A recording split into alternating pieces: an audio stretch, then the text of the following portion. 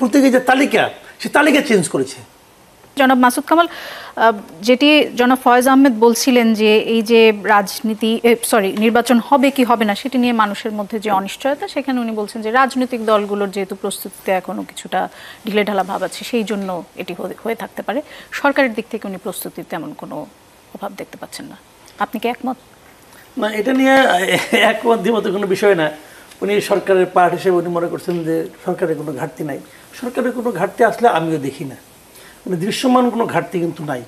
উনি আমার যদ্দূর মনে পড়ে অগাস্টের 5 তারিখে উনি জাতির উদ্দেশ্যে বলেছেন যে আমি ফেব্রুয়ারির মানে প্রথমার্ধেই নির্বাচনটা হবে, এবং এটা বলার পর সরকারের দিক থেকে যা যা করা দরকার প্রত্যেকটা কাজই ঠিক সময়ে হয়েছে।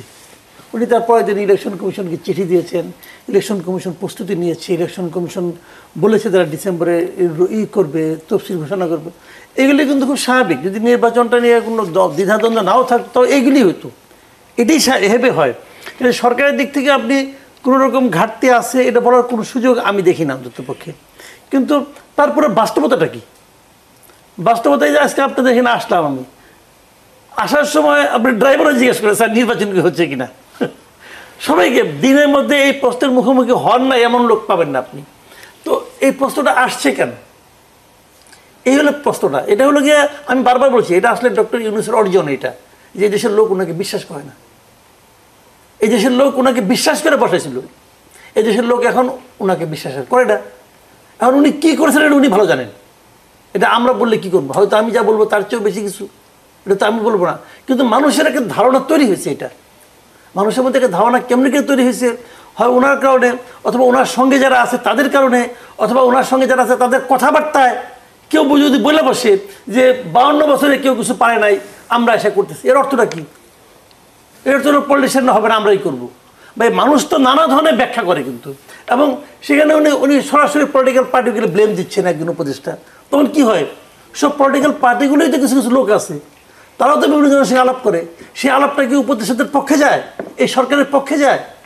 মানুষের মধ্যে কিন্তু ধারণাটা এইভাবে তৈরি হয়। কেউ তো যে আর পাঠ্যপুস্তক দিয়ে পড়ায় না, এইভাবেই তৈরি হয়। তো সেভাবে তারা কিন্তু তৈরি করছে সবাই মিলে, এবং এই তৈরির ফলটা ওনাকে ভোগ করতে হচ্ছে। এবং ওনার সবচেয়ে যেটা বড় সমস্যা, উনি তো কথা বলেন না। পলিটিক্যাল পার্টির লিডারও বলে, পলিটিক্যাল পার্টিগুলিও বলে যে উনি তো কথা বলেন না। আগে যিনি ছিলেন শেখ হাসিনা, দেখতাম যে কোথাও থেকে ঘুরে ঘুরে আসলে পরে সবাইকে নিয়ে বসতো, চা নাস্তা খাইতো, আড্ডা উড্ডা দিত, তেল মাখতো। একটা জিনিস ছিল, আমরা হাসাহাসি করতাম, সেটা একটা ছিল। আমরা উনি কথা যা যা বলতেন এটা শুনে বলতাম যে এই লোক তো স্বৈরাচারী, অথবা এই লোক তো ওই লোকগুলি খারাপ বলতে পারতাম। তো উনি তো এ পর্যন্ত একটা প্রেস কনফারেন্স করলেন না। তখন যে ধরনের প্রেস কনফারেন্স হতো, ওই ধরনের প্রেস কনফারেন্সকে আমরা আর চাই না। উনি কি প্রেস কনফারেন্স করতে পারতেন না? আমাদের দেশের সাংবাদিকদের ডেকে করতে পারতেন না? উনি কি মিডিয়াকে কথা বলতে পারতেন না? পারতেন তো। উনি ওনার পছন্দের লোকদের সঙ্গে প্রেস কনফারেন্স করেন, নির্বাচন নিয়ে হবে কি হবে না সেটি নিয়ে যে মানুষের মধ্যে অনিশ্চয়তা, সেটা ওনার অবস্থানটা উনি ক্লিয়ার করতে পারতেন। যে লোক মানে যার সঙ্গে আপনার কথা হয় না, ধরেন একটা লোক খুব বেশি কথা বলে, তার সম্বন্ধে ভালো মন্দ আপনি বুঝতে পারেন, কিন্তু মন্দ হলেও বুঝতে পারেন, ভালো হলো। আমি কিছু বলতেছি না, চুপ করে বসে রয়েছি, আপনি আমার মনে কি চলছে আপনি কেমনে বুঝবেন? তখন মানুষ কি করে, যদি মানুষটা আনন্দে থাকে তখন ভাবে না এই লোকটা ভালো, আর যদি মানুষটা দুঃখে থাকে তখন সে মনে করে এই লোকটাই দুঃখের কারণ। হিসাব করতে পারে সিম্পল, মানুষের মন তো আপনি নিয়ন্ত্রণ করতে পারবেন না। তো আমাদের দেশের মানুষটা আনন্দে নাই, আনন্দে আছে, আনন্দে তো নাই। তখন তারা মনে করে এই লোকটাই দুঃখের কারণ, সে কথা বলে না কেন, সে আমাকে চিনে না, আমাকে বুঝে না, আমার সামনে আসে না। ভাই এগুলি খুব খুব ছোট ছোট ঘটনা। কিন্তু উনি প্রেস কনফারেন্স কেন করেন না আমি এখনো বুঝি না। একবার করতে পারতেন, বলে কি হইতো? উনি তো স্মার্টেস্ট পার্সন আমাদের দেশের, সারা দুনিয়া ঘুরে বেড়াইতেছেন, তো উনি ভয় পান কেন? এটা আরেক নরেন্দ্র মোদী হয়ে গেছে, সে প্রেস কনফারেন্স করে না, তো এটা তো ঠিক না। ডক্টর জাহেদ, আমি আপনার কাছে আসবো জনাব মাসুদ কামাল। তার আগে ডক্টর জাহেদ, এই প্রসঙ্গে যদি ছোট করে আপনি কিছু বলতে চান। আপনি দুইজনের বক্তব্যই শুনেছেন, এবং মাসুদ কামাল বলেছেন যে এই যে মানুষ নির্বাচন নিয়ে যে অনিশ্চয়তা মানুষের মনে, সেটির অনেকখানি ক্রেডিট তিনি প্রধান উপদেষ্টাকে দিতে চান। আমি আসছি, এটা আমার কাছে যৌক্তিক মনে হয়। তার আগে প্রেস কনফারেন্সে একটা কথা বলি, মানে শেখ হাসিনার প্রেস কনফারেন্স, আমি ডক্টর ইউনূসের সরকারের কাছে বা তার কাছে আমার একটা এক্সপেকটেশন ছিল প্রথম দিন থেকে, বলি যে সরকার কতগুলো বেঞ্চমার্ক তৈরি করবে যেগুলো দিয়ে আমরা ভবিষ্যতে শোরগোল করব। কিছু কিছু জায়গায় খুব বেসিক কিছু কাজ করবেন, ধরুন চাঁদাবাজি অনেক কমে গেছে, আমরা বিএনপি চাঁদাবাজি করে বসে থাকে বললে আসলে হবে না, কমিয়ে দেখাতেন। ঘুষ কমিয়ে গেছে একটা উল্লেখযোগ্য পার্সেন্টেজ, আমরা কিন্তু পরের পলিটিক্যাল সরকারের সময় যখন ঘুষ হবে আমরা কিন্তু বলবো। যেমন একটা সাফল্যের কথা আমার এই মুহূর্তে মনে আসছে, হজ ব্যবস্থাপনা। দীর্ঘদিন পর আমরা খুব ভালো হজ ব্যবস্থাপনা দেখেছি, এটা একটা বেঞ্চমার্ক হয়ে গেল। ভবিষ্যতে কেউ চলে আমরা বলবো কিন্তু এটা করা যায়, তুমি পারো নাই। ঠিক একইভাবে একটা প্রেস কনফারেন্স যেখানে ওনাকে খুবই টাফ প্রশ্ন করে, উনি মেহেদিকে ফেস করেছেন না, ওয়ান অফ দ্য টাফেস্ট ইন্টারভিউয়ার্স, তাই না? তো যদি সেটা হয়ে থাকে, উনি যদি সেটা করে থাকেন, আমাদের এখানে ওনাকে এই সুযোগ দেয়া, মাসুদ কামাল ভাই থাকলেন, উনি এই প্রশ্ন করলেন, এটা তো আপনার অর্জন, আপনাকে মানুষ বিশ্বাস করতে পারছে না, কেন বিশ্বাস করতে পারছেন না আপনি বলেন। আমি বিশ্বাস করি ডক্টর ইউনূস এরকম প্রশ্ন ফেস করার মতো ক্যাপাবিলিটি ওনার আছে। সো উনি এরকম একটা ইন্টারভিউ মানে প্রেস কনফারেন্স করে যদি এরকম প্রচুর প্রশ্ন ফেস করতেন, যে রকম প্রশ্ন হওয়ার কথা সেরকম উন্মুক্ত করে দিতেন, আমরা এটা একটা বেঞ্চমার্ক পেয়ে যেতাম। আমরা ভবিষ্যতের সরকার, আমি বারবার বলছি, ওনার কাজ ছিল এটা আসলে অতগুলো স্ট্যান্ডার্ড বারটাকে হাই করে দেয়া। অনেক ক্ষেত্রে হয়েছে সেরকম এটাও হতে পারতো, সেই কারণে আমার মনে হয় এটা উচিত ছিল। বলবো মাসুদ কামাল, আমি আপনার কাছে আবার যেতে চাই। আপনি আমার টক শোতে বলেছিলেন যে যদি এনসিপি শাপলা পায় তাহলে ইলেকশন কমিশন ইলেকশন করার যোগ্যতা হারাবে। ইলেকশন কমিশন এখন শাপলা কলি দিচ্ছে এনসিপিকে, এখন আপনার মন্তব্য কি? ইলেকশন কমিশন সম্পর্কে আমার মন্তব্য চেঞ্জ হয় নাই, আগেটাই রয়ে গেছে। কারণ কলি শাপলা না কি যা আমার ব্যাপার না, আমার ব্যাপার হলো কি চাপের মুখে, একটা পলিটিক্যাল পার্টি চাপের মুখে সে তার ওই তালিকার যে মানে প্রত্যেকে যে তালিকা, সে তালিকা চেঞ্জ করেছে। আমার কথা হলো এটা, তুমি যদি দিবা না তা দিবা না, যদি তুমি দিবা ফুলটাকে যখন বন্ধ করে কলি বানাই দিবা, তবে যা দিবা, তাহলে তুমি আগে না করলা কেন? যদি তুমি না করলা তোমার ওখানে থাকতে হবে। তার মানে কি হয়েছে, এর মধ্যে তার চাপ আসছে। আমি সন্দেহ করি এই চাপটা সরকারের দিক থেকে আসছে, এটা আমার সন্দেহ। কারণ এনসিপির উপর সরকারের প্রভাব আছে, সরকারের উপর এনসিপির প্রভাব আছে। এনসিপি সরকারকে বলছে, সরকার ইলেকশন কমিশনকে বলছে, সে এই তালিকা বলছে যে এটা মিটাই ফেলান, অমুক করেন তমুক করেন। এটা মিটানোর বিষয় না, এটা বিষয় হলো যে আপনার আদৌ মেরুদণ্ড আছে কি নাই সেটা প্রমাণ করা। কিন্তু জনাব মাসুদ কামাল, এনসিপি তো বলছে যে তাদেরকে কোনো ব্যাখ্যা দেওয়া হয়নি যে কেন তাদেরকে ব্যাখ্যা দেওয়া হয়েছে কি না হয়েছে এটাও নিয়ে আমরা কোনো মাথা ব্যথা। এছাড়া এই যে তালিকার বাইরে অন্য বিষয়ে যে মার্কা দেওয়ার যে ট্র্যাডিশন, এটা কিন্তু এবার প্রথম হচ্ছে না, এর আগেও কিন্তু অনেক দলের জন্য হয়েছে। ব্যাখ্যা দেওয়া হয়েছে কি না হয়েছে এটা এনসিপির ব্যাপার আর তাদের ব্যাপার। আমার ব্যাপারটা কি, আমি দেখতে চাই আমার রেফারি যিনি আছেন উনি ফাউলের বাঁশি বাজাইছেন, ওইটাকে উনি চেঞ্জ করবেন না। ভুল হতে পারে কিন্তু উনি চেঞ্জ করবেন না, তাহলে আমি বুঝবো এই রেফারি খেলা চালাতে পারবে। উনি চেঞ্জ করেছেন, ওনারা বারবার এক এক সময় এক ব্যাখ্যা দিয়েছেন, শেষে কোনো ব্যাখ্যা ছাড়াই চেঞ্জ করছেন। এতে বোঝা যাচ্ছে যে ওনারা চাপে নতজানু হন এবং সেটা যেখান থেকে আসুন, কিন্তু ওইটাকে একটা সাংবিধানিক প্রতিষ্ঠান বানানো হয়েছে এই কারণে যে তারা কোনো চাপকে গ্রাহ্য করবেন না। জি, এই চাপে নতজানু হয়ে ওনারা কি এই যে এনসিপির ফর্মুলা অনুযায়ী যে ঐকমত্য কমিশনের জুলাই সনদ বাস্তবায়নের সুপারিশগুলো ওনারা স্বাধীনভাবে সিদ্ধান্ত নেননি, কিন্তু লন্ডন বৈঠকের পর তো আমরা দেখেছি যে এই সরকার যেসব সিদ্ধান্ত নিয়েছে, বিশেষ করে জুলাই সনদের যে টেক্সট এবং সাইন করার যে বিষয়, সব বিষয়ে সবাই বলছিল যে বিএনপির চাওয়ার এক ধরনের না সম্ভবত প্রক্লেমেশন প্রভাব রাখছে। তারা বলছিল যে বিএনপির দিকেই সরকার বেশি ঝুঁকে আছে, এমন মন্তব্য অনেকেই করেছেন, আমার শোতে এসেও করেছেন অনেকে। তাহলে হঠাৎ এখন কি হলো যে বিএনপি বলছে যে সরকার তাদের সাথে প্রতারণা করেছে? আচ্ছা, আমি যদি খেয়াল করি যে আমার কাছে এটা টু সাম এক্সটেন্ট একটা পাতানো খেলা মনে হয়েছে। পাতানো খেলা কেন মনে হয়েছে সেটা বলি, যে এনসিপি মানে স্বাক্ষর অনুষ্ঠানে গেল না, মানে আমার ব্যক্তিগতভাবে কষ্ট লাগে যে এনসিপি সিগনেচার না করলেও যাওয়া উচিত ছিল বলে মনে করি। গণফোরাম গেছে, সাইন করেননি। কারণ যে ছবিটা উঠেছে, যখন আমি নাহিদ ইসলাম এবং আক্তার হোসেনকে দেখতে চেয়েছি, আরও যদি স্পেসিফিক করে আমি নাহিদ ইসলামকে দেখতে চেয়েছি, একটা ছবি তুললে ওনাকে বেঁধে কেউ সিগনেচার করিয়ে ফেলতো না। ওনারা গেলেন, এরপর 3টা দাবি দিলেন একদম স্পেসিফিকলি। এরপর এই রিপোর্টটা দেওয়ার আগেও তাদের একটা প্রতিনিধি দল জনাব আক্তারের নেতৃত্বে গিয়েছিল। এই 3টাই তাদের মূল দাবি ছিল। একটা হচ্ছে এটা সিগনেচার করবে প্রধান উপদেষ্টা, এটা প্রেসিডেন্ট করবেন না আদেশে। 2 হচ্ছে নোট অফ ডিসেন্ট ছাড়া গণভোট হতে হবে। 3 হচ্ছে সংস্কারের পর এই কনস্টিটিউশনটার নাম হতে হবে বাংলাদেশ সংবিধান 2026। তো ওই নাম হওয়াটা খুব জরুরি না, এটা অবশ্য একটা টোন আসে যে একটা নতুন সংবিধান হয়েছে। যাই হোক, যে আদেশটা আছে ওখানে রাষ্ট্রপতির, ওখানে সরকার একটা আদেশ দেবে এরকম কথা আছে। প্রধান উপদেষ্টা স্পেসিফিক করে লেখেননি। আমরা যদি আদেশটা পড়ি তাতে মনে হয় একটা ইঙ্গিত আছে যেটা সরকার করতেও পারে।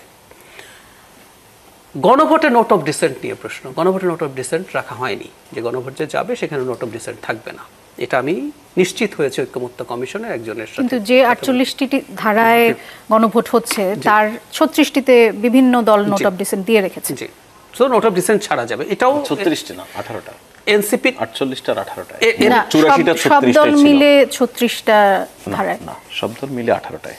আচ্ছা, ঠিক আছে, তাহলে আমার তার এলাইরা 15টা আর জামাতের 3টা। আর মৌলিকের ক্ষেত্রে বিএনপি 9টা সম্ভবত, এরকম একটা হিসেব আছে। যাই হোক, তো যেটা বলছিলাম, এই যে নোট অফ ডিসেন্ট ছাড়া যাওয়া, তো তাতে আমার কাছে মনে হয় এনসিপি গেল না, এবং এনসিপির সংখ্যা কেমন, এনসিপি নির্বাচনে কেমন করে, এটা সামনে নির্বাচনে আমরা দেখব। কিন্তু এটা ফ্যাক্ট, বাংলাদেশের বর্তমান রাজনীতির প্রেক্ষাপটে এনসিপির একটা গুরুত্ব আছে, যেহেতু আমাদের গণ অভ্যুত্থানের সামনের সারির অনেকেই এই দলে আছেন, ফলে তাদেরকে এক ধরনের নিয়ে আসার প্রবণতা হলো।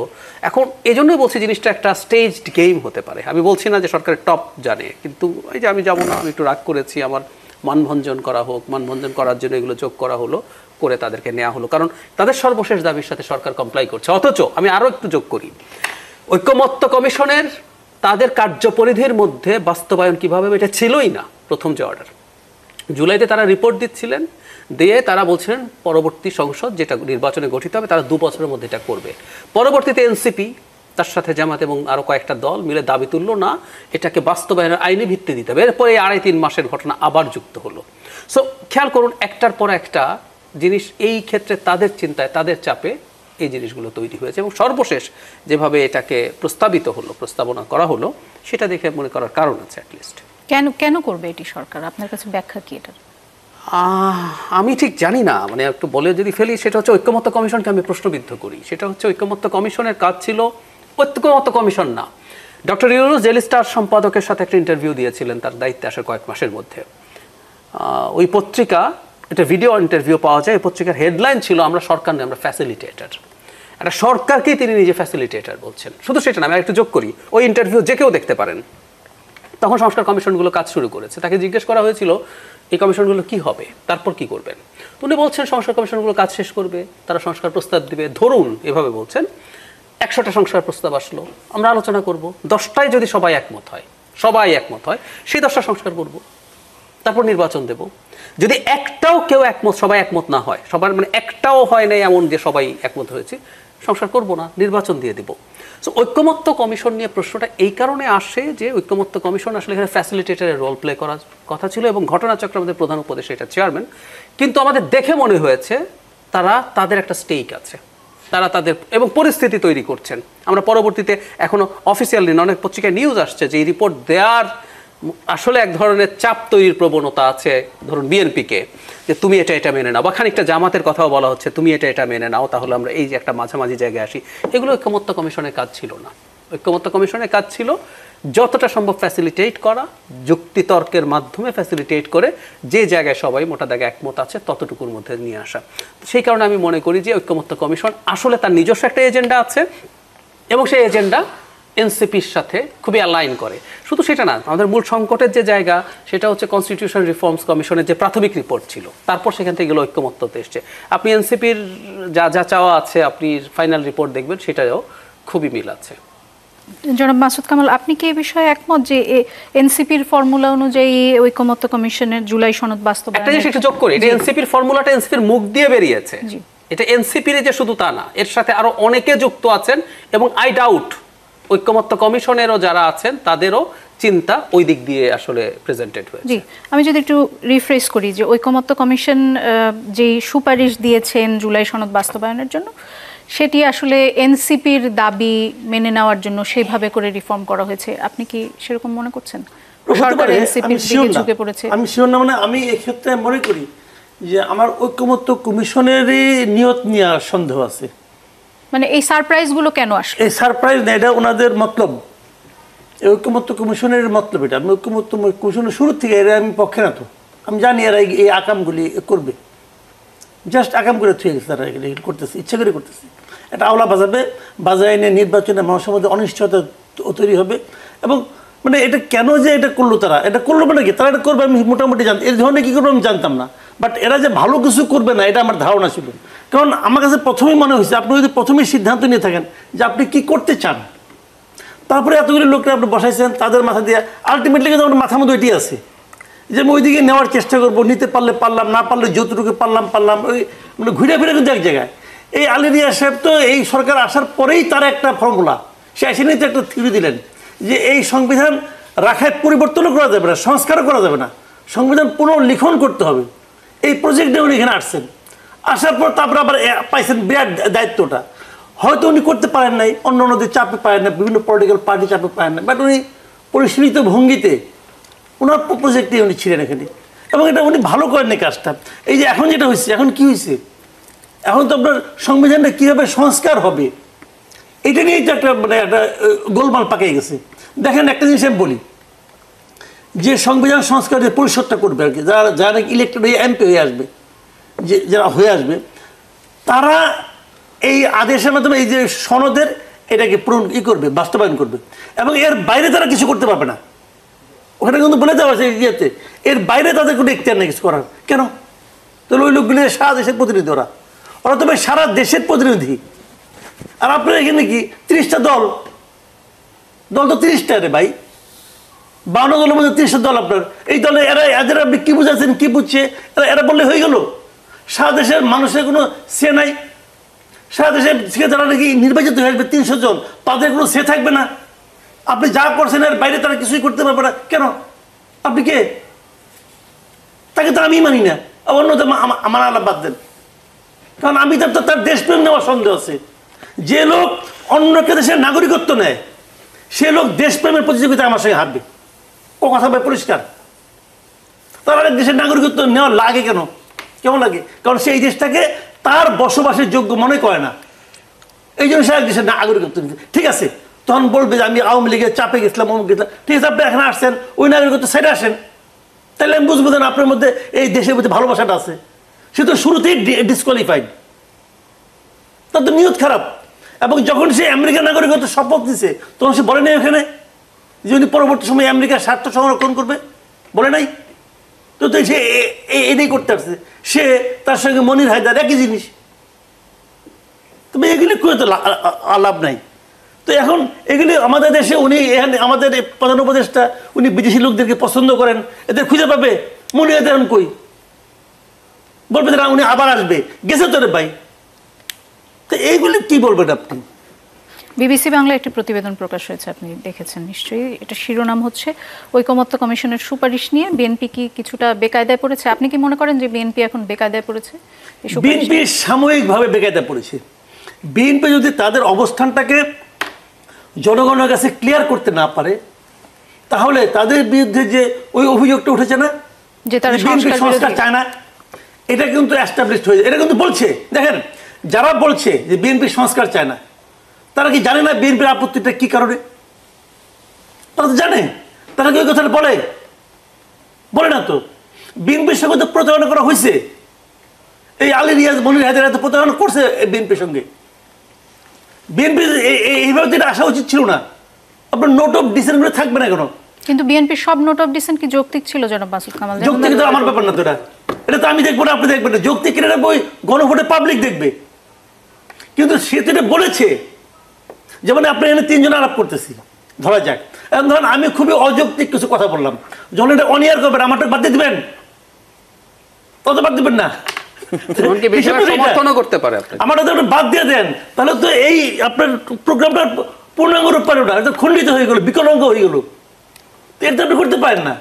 লোকে আমারটা দেখে আমার অযৌক্তিক কথা সেটা আমার গালাগালি করবে, ওইটাই আমার প্রাপ্য। তা আপনি আমার প্রাপ্য থেকে আমাকে বঞ্চিত কেন করবেন? এত সুন্দর গালি আমার তো শুনতে ইচ্ছে হইতে পারে। বিএনপির অযৌক্তিক হয়, হবে অযৌক্তিক না, পাবলিক বিএনপির গালাগালি করবে, কিন্তু আপনি রাখবেন না কেন? এখানে আরেকটা খুব ইন্টারেস্টিং জিনিস আমি একটু যোগ করি, খুবই ইন্টারেস্টিং।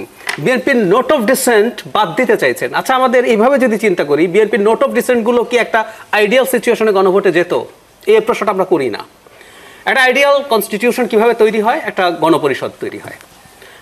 প্রায় শুনেছি এনসিপিও চেয়েছে 70 সালের মতো একটা নির্বাচন হোক, যেটা সংসদ এবং গণপরিষদ একসাথে হবে। যদি একসাথে হলো, ওদের কাজ কি হতো? একটা সংসদ, একটা সংবিধান নতুন করে লিখলো। যেগুলোতে বিএনপি, ধরুন আপার হাউস পিআর, আমি মনে করি, এটা আমার অপিনিয়ন, বিএনপি যেভাবে চাইছে এটা অযৌক্তিক। তাহলে তো নিম্নকক্ষ উচ্চকক্ষে তেমন কোনো পার্থক্য পার্থক্য নেই, থাকবে এটা অযৌক্তিক। কিন্তু এটা গণপরিষদে যখন আলোচিত হবে, এটা যখন ভোট হবে, সেই ভোটে কে জিতবে? বিএনপি জিতবে। বিএনপির প্রত্যেকটা নোট অফ ডিসেন্ট ওই গণপরিষদে ভোটে জিতে নোট অফ ডিসেন্টগুলো সংবিধানে ইনক্লুডেড হতো না, এটা পরে গণভোটে যেত। খেয়াল করুন, এটাই আইডিয়াল প্র্যাকটিস। গণভোটে জনগণ যখন ভোট দিত, সেই কনস্টিটিউশনে বিএনপির নোট অফ ডিসেন্টগুলো জনগণের সামনেই যেত না। এখানে আপনি কি করলেন? একটা ট্রিক করলেন। বিএনপি অনেকগুলো জায়গায় তার জায়গা থেকে সরে আসলো সে সদিচ্ছা নিয়ে, এবং তার নোট অফ ডিসেন্ট যাবে এই আশায় সে গেছে। আপনি যেভাবে স্বাক্ষর করবেন, ঠিক আছে, হ্যাঁ ভোট দিক, আমার নোট অফ ডিসেন্টগুলো আমি করবো না, বাকিগুলো করবো। গণপরিষদ হলে তো তাই হতো।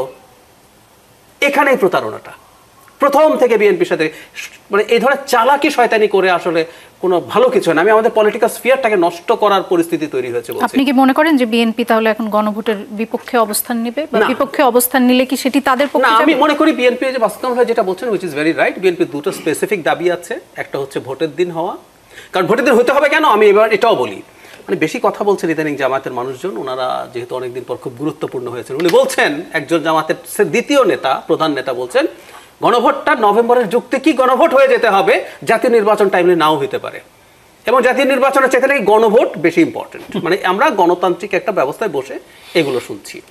তো এখন তার মানে কি? আপনার মনে হচ্ছে তাহলে গণভোটটা করিয়ে এরপর নির্বাচনটা ঝামেলা ফেলে দিত। আমি যদি দুটো একই জায়গায় নিয়ে যাই, নির্বাচন একসাথে হবে। এক বিএনপিকে এটা বলতে হবে, এটা তার দাবি। বিএনপি না বলবে কোনটায়, সেটা হচ্ছে আগে হলে না, এবং নোট অফ ডিসেন্ট ছাড়া যদি গণভোট হয়, সেই গণভোট নিয়ে তার আপত্তি আছে, এবং সে ক্রমাগত যা যা হয়েছে এটা বলবে। সুতরাং আমি মনে করি না খুব বেকায়দায় আছে, প্রচুর প্রোপাগ্যান্ডা হবে, কিন্তু সে যদি ঠিকমতো ডিল করতে পারে তাহলে হবে। আর আমি আবারও বলছি, একটু আগে যেটা এক্সপ্লেইন করলাম, বিএনপি সংস্কারের বিরোধী এই ধরনের একটা ধারণা কি মানুষের মধ্যে তৈরি হয়েছে? চেষ্টা হবে। পারসেপশন কিন্তু ম্যাটার করে। যেমন আমি ফয়েজ ভাইয়ের সাথে একমত, নির্বাচন না হওয়া কেউ অ্যাফোর্ড করতে পারে না, কিন্তু পারসেপশন তো আছে। অনেক মানুষের মধ্যে পারসেপশন আছে নির্বাচন নাও হতে পারে। সো এটা ডিপেন্ড করবে কে তার ন্যারেটিভ এস্টাবলিশমেন্টে কতটা স্মার্টলি প্লে করতে পারবে। হতে পারে মানে বিএনপি এই দুটোর কারণে এই ধরনের ট্যাগ লেগে যেতে পারে, এটা হতে পারে না তা না। জনাব ফয়েজ, আমি আপনার কাছে যেতে চাই, এবং এই প্রসঙ্গে যদি আপনার কিছু যোগ করার থাকে আপনি যোগ করতে পারেন, না হলে অন্য প্রসঙ্গে যেতে চাই। সেটি হচ্ছে যে গত 15 মাসে শেখ হাসিনাকে মুখ খুলতে দেওয়া হবে কি হবে না এই নিয়ে ভারত বাংলাদেশের মধ্যে অনেক দর কষাকষি হয়েছে। এর মাঝে একই দিনে আমরা দেখলাম যে 3টে আন্তর্জাতিক মিডিয়ায় শেখ হাসিনার সাক্ষাৎকার এলো। ভারত সরকার কি অন্তর্বর্তী সরকারকে একরকম আন্ডারমাইন করলো? আপনাদের কি মনে হয়? বা এটি কি এক ধরনের কূটনৈতিক ব্যর্থতা আমাদের? জি, প্রথমে আমি হচ্ছে এই গণভোট, নোট অফ ডিসেন্ট বা জুলাই সনদ সংক্রান্ত খুব টেকনিক্যাল বিষয় নিয়ে আমার ভাইরা কথা বলেছেন। আমি জানি না মানে দর্শক যারা দেখছেন তারা কতটা এটাতে আশান্বিত হওয়ার জায়গা পাচ্ছেন। ওনাদের দুজনের বক্তব্যে ব্যাপক হতাশা এবং মানুষের মধ্যে আরও অনিশ্চয়তা তৈরি হওয়ার সম্ভাবনা আছে। আমি শুধু এতটুকু বলি যে পলিটিক্যাল ডিসকোর্সের মধ্যে অনেকগুলি বিষয় থাকে যেগুলি নিয়ে প্রকাশ্যে খুব বেশি আলোচনা হয়, কিন্তু মূল বিষয়টা প্রকাশ্যে আসে না। সেটা আবার নিজেদের মতো করে নিজেরা সেটেলমেন্টে যাওয়ার চেষ্টা করে। ওই শুরুতে আপনার নির্বাচন হবে কি হবে না সেই প্রশ্নে যেটা বলছিলাম যে আমাদের আসলে অ্যাফোর্ড করার জায়গা নেই ফেব্রুয়ারিতে নির্বাচন না হওয়াটা। ঠিক একইভাবে এটাও বলছি যে আমাদের রাজনৈতিক দলগুলির মধ্যে যেই মুখোমুখি বা সাংঘর্ষিক অবস্থান এসব বিষয় নিয়ে, সেই অবস্থানটা ঠিক ওনারা কত দূর যেতে পারবেন এই বর্ডার লাইনটা ওনারা জানেন, এই বিষয়ে ওনারা সচেতন। সুতরাং আমরা খুব শীঘ্রই এ সমস্ত বিষয়ে পূর্ণাঙ্গ সমাধান এবং সবার মধ্যে একটা মানে সহনশীল অবস্থা দেখতে পাবো বলে আমার বিশ্বাস। দেখুন, সমঝোতা ভিতরে ভিতরে বিষয়টা এরকম না। আমি আপনাকে বলছি, শুরু থেকে আমরা প্রায়ই কথাটা বলি, এই সরকারের সঙ্গে পলিটিক্যাল পার্টিগুলি আমি শুনি নাই, হতে পারে যে প্রকাশ্য অপ্রকাশ্যের নিয়মিত যোগাযোগ আছে পলিটিক্যাল পার্টিগুলির সঙ্গে, এভাবেই সরকার ফাংশন করছে। সুতরাং এটাতে আপনি গোপন যোগাযোগ কি আর এটা বিষয় না। আর আপনি রাষ্ট্র পরিচালনার দায়িত্ব বা যখন পলিটিক্যাল পার্টিগুলির মধ্যে এক ধরনের বিপরীতমুখী অবস্থান আছে, সেটা তো একটু সমন্বয়ের ব্যাপারে সরকারের ভূমিকা থাকবেই। যেমন ধরুন ভাইরা বলছেন যে এনসিপির মতামত প্রতিফলিত হয়েছে এখানে, একদম নিশ্চিত হয়ে বলছেন। ধরেন মাসুদ ভাই বলছেন যে শাপলাটা হচ্ছে সরকারের সিগন্যালই দিয়েছেন। ওনারা যতটা দায়িত্ব নিয়ে বলেছেন বা জানেন যেভাবে গভীর থেকে সরকারের পজিশনটা, আমি আসলে অতটা জানি না সরকারের থেকে যে আসলে কি সরকার এনসিপিকে শাপলা দিতে বলেছে কিনা। সো মাসুদ ভাইয়ের ওই জায়গায় আমি একটু, মাসুদ ভাই যদি আমার বেয়াদবি না নেন, আমি খুব তাত্ত্বিক জায়গায় একটা কথা বলি, প্লিজ খুব তাত্ত্বিক মনে হবে। মাসুদ ভাই একটা জায়গায় বলছেন যে রেফারি বাঁশি বাজাবে ফাউলের, সেটা ভুল হলেও উনি ওনার অবস্থান থেকে সরবেন না। চিন্তার জায়গাটা আপনি খেয়াল করেন। তার মানে আপনি ফুটবল ক্রিকেটেও রিভিউ, ভিআর সিস্টেম, অনেক কিছু আসছে, তাই না, রেফারির বাঁশির রিভিউ করার জন্য। আমি কিন্তু মাসুদ ভাই, আমি বলছি না যে ইলেকশন কমিশন কি করবে কি করবে না, এটা তাদের সিদ্ধান্ত। বাট এই যে আমরা বলে ফেলবো একটা বিষয়, সরকার বা সরকারের কোনো অর্গানাইজেশন, গণতান্ত্রিক কোনো প্রতিষ্ঠান, ইলেকশন কমিশন ইটসেলফ যে গণতান্ত্রিক সবচেয়ে বড় ইনস্টিটিউট, তো এই প্রতিষ্ঠান একটা সিদ্ধান্ত দিবে তারপর আর কারো কথা শুনবে না, এরকম ভাবে সামনে এগিয়ে যেতে হবে, এই কায়দাটা সম্ভবত ভাই স্বৈরতান্ত্রিক। এটা কোনো প্রতিষ্ঠানেরও নেওয়া উচিত না, কোনো ব্যক্তির বা কোনো রাজনৈতিক দলের, সরকারেরও নেওয়া উচিত না। সেক্ষেত্রে আপনারা মাঝে মাঝে আলাপ করেন না, এই সরকার অনেক দুর্বল, কোনো একটা সিদ্ধান্ত নেওয়ার পরে ফেসবুকে সমালোচনা হওয়ার পর সিদ্ধান্ত পাল্টে ফেলে। তো এমন দুর্বল সরকার, আমি যখন নাগরিক হিসেবে আবার আমার জায়গায় ফিরে যাব, আমি চাইবো যে ভবিষ্যতের সরকারগুলি অন্তত এরকম দুর্বল হোক যে নাগরিকদের মধ্যে যদি কোনো সরকারের সিদ্ধান্ত নিয়ে অসন্তোষ তৈরি হয় বা নাগরিকরা সেই সিদ্ধান্তের বিপক্ষে অপিনিয়ন দেয়, সরকার সেটা রিভিউ করুক। আমাদের এত কিছু কিন্তু এভাবে সরকার, হাসিনা যা বলতো তাই আইন, এই বাস্তবতায় থাকা যাবে না, এটা থেকে বেরিয়ে আসতে হবে। এবার আপনি আসেন কিন্তু যে সংস্কার কমিশনের আলোচনায় তো আমরা সেটা দেখলাম না। দেখুন, রাজনৈতিক দলগুলোর সাথে যে বিষয় নিয়ে আলোচনা হলো, তারপর ঐকমত্য কমিশন যেটি বলেছে সেখানে তো সেটা প্রতিফলন দেখলাম না। খুব ডিটেইলে ধরে ধরে আলোচনার মনে হয় এখন সুযোগ নেই, তবে এতটুকু আমি বলছি, সংস্কার কমিশন সরকারের কাছে তাদের প্রস্তাব দিয়েছে, সুপারিশ দিয়েছে। স্টিল দেয়ার ইজ এ সরকার, there is parties, there is all stakeholders. কিন্তু সুপারিশে এতদিনের আলোচনার প্রতিফলনটা কেন? কিচ্ছু অসুবিধা হয় নাই। সংস্কার কমিশনকে এমন কোনো বাধ্যবাধকতার মধ্যে কেউ ফেলা হয় নাই যে ওনাদেরও কোনো অপিনিয়ন দিতে পারবেন না। হ্যাঁ, ইভেন আপনি যখন ভাই যেটা বলছিলেন যে বাস্তবায়নের পদ্ধতি নিয়ে কোনো আলোচনা নেই, শেষ হয়েছে, অথচ বাস্তবায়নের পদ্ধতি কিন্তু ওনাদের আলোচনাতে ছিল, কয়েকটা প্রস্তাব নিয়ে ওনারা একদম শুরুতে ছিল, এবং যেটা সিদ্ধান্ত ছিল যে অন্যান্য সকল বিষয়ে আলোচনার পরে এই বিষয়টা নিয়ে আলোচনা হয়েছে। সুতরাং আমি এই জায়গাটা বলছি যে অনেক টেকনিক্যাল আলাপ আলোচনা করা যায়, সে জায়গায় গেলাম না, শুধু এতটুকু বলছি আমরা এটা নিয়ে গভীর সংকটের মধ্যে নেই। গভীর সংকট বরঞ্চ রাজনৈতিক অন্য ডিমান্ডের জায়গায় আছে। ভাই হ্যাঁ, অগভীর সংকটে তো শোনেন, পুরো জাতি এক ধরনের গভীর সংকটের মধ্যে ছিল, সেই সংকট আমরা ধীরে ধীরে কাটিয়ে উঠছি।